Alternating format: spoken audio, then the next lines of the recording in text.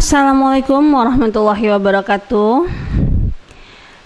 Welcome to my channel. Kali ini kita masih melanjutkan soal-soal tentang SKB auditor. Oke, kita mulai saja. Soal pertama.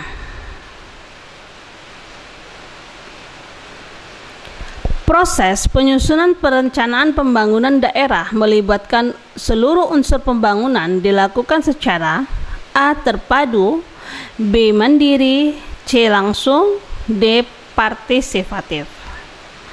Maka jawabannya D. partisipatif. Soal selanjutnya.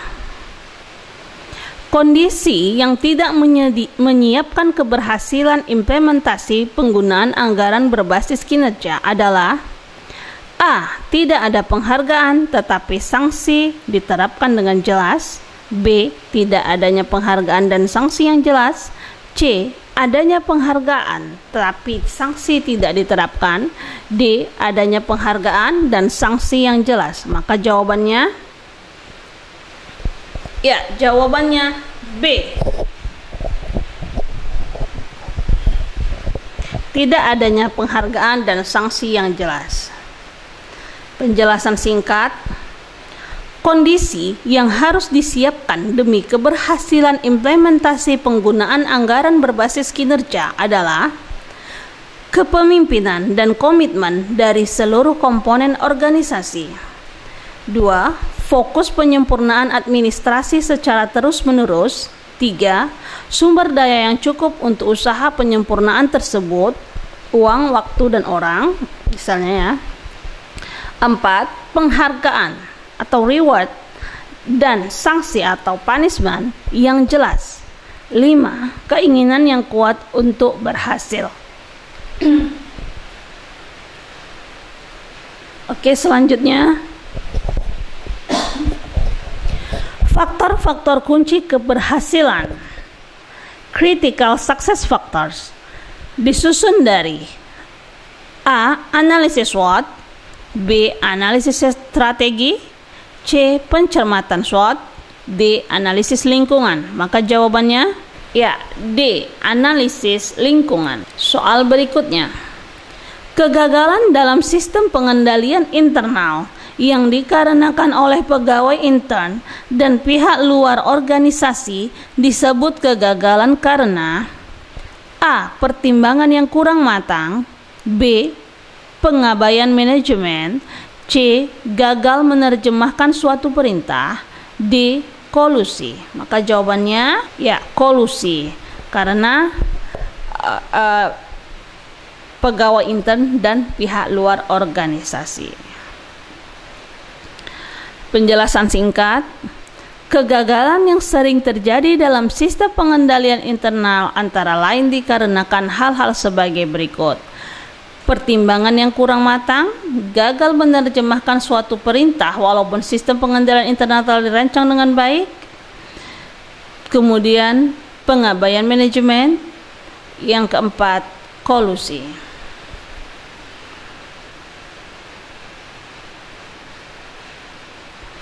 Soal berikutnya. Parameter yang dapat digunakan untuk mengecek transparansi diantaranya A. informatif mutakhir, dapat diandalkan, mudah diperoleh dan dimengerti. B. akurat, memadai, tepat sasaran, baik, dan dalam waktu yang tepat. C. informatif, konsisten, sistematis, dan komprehensif. D. adil, mudah diperoleh dan dimengerti, efektif, dan efisien.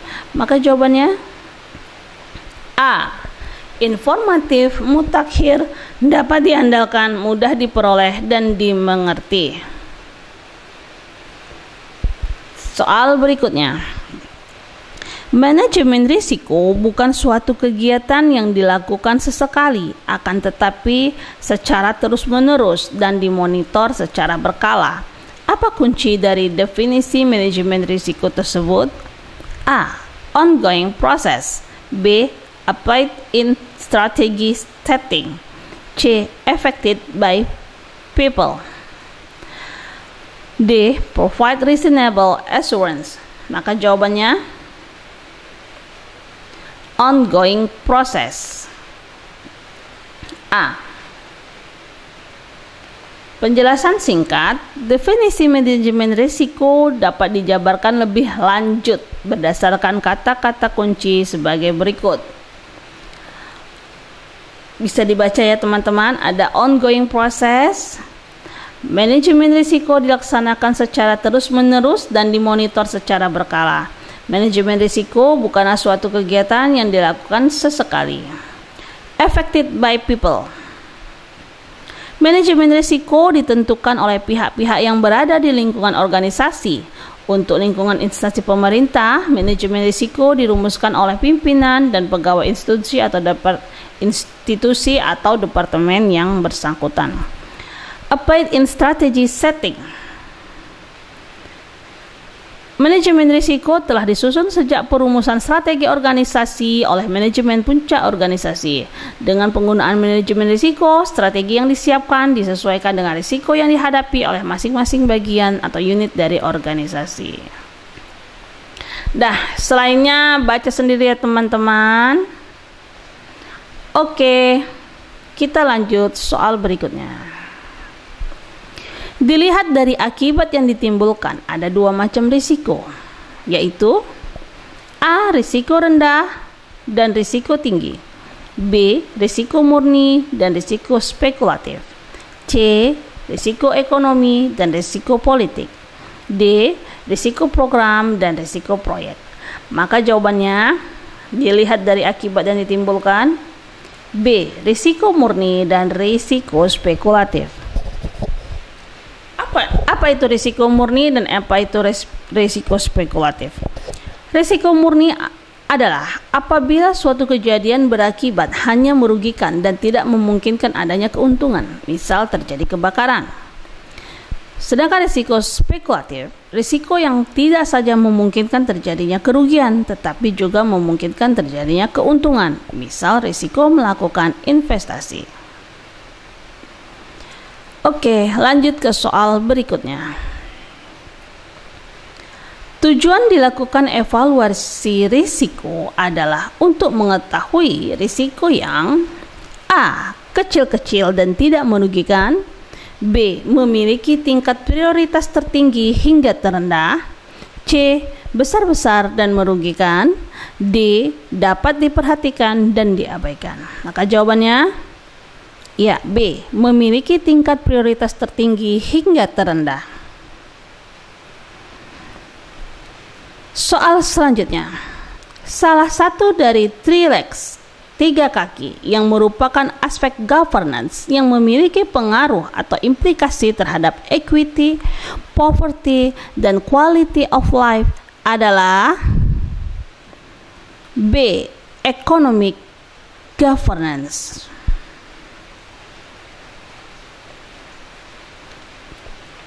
Terdapat 3 aspek yang terkandung dalam pengertian governance menurut UNDP yang disebut dengan 3 legs, 3 kaki, yaitu A. Sosial, political, dan administratif, B. Sosial, ekonomik, dan politikal, C. Sosial, ekonomik, dan administratif, D. Ekonomik, politikal, dan administratif.